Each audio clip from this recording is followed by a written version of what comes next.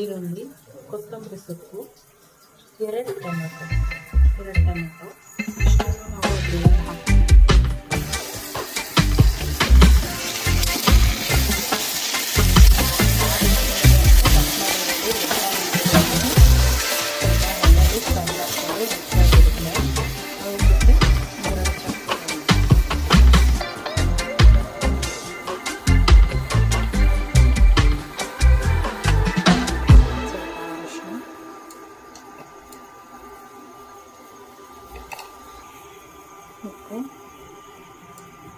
ಅದನ್ನೆಲ್ಲ ಸೇರಿ ಪೇಸ್ಟ್ ಮಾಡ್ಕೊಂಡು ರೆಡಿ ಮಾಡ್ಕೊಂಡಿದ್ದೀನಿ.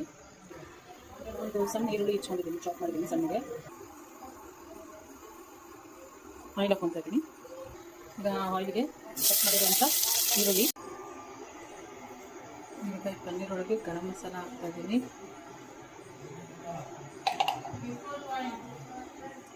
ಧನಿಯಾ ಪೌಡರ್, ಇನ್ನು ಖಾರಕ್ಕೆ ಬೇಕನ್ನಿಸ್ತು, ಸೊ ಹಂಗಾಗಿ ನಾನು ಸ್ವಲ್ಪ ರೆಡ್ ಚಿಲ್ಲಿ ಕೂಡ ಆ್ಯಡ್ ಮಾಡ್ತಾ ಇದ್ದೀನಿ, ನೋಡಿಕೊಂಡು ಹಾಕ್ಕೊಳ್ಳಿ. ಈಗ ಕಟ್ ಮಾಡಿರುವಂಥ ಪನ್ನೀರನ್ನ ಆ್ಯಡ್ ಮಾಡ್ತಾ ಇದ್ದೀವಿ. ಮಸಾಲೆ ಕುದ್ದಿದೆ.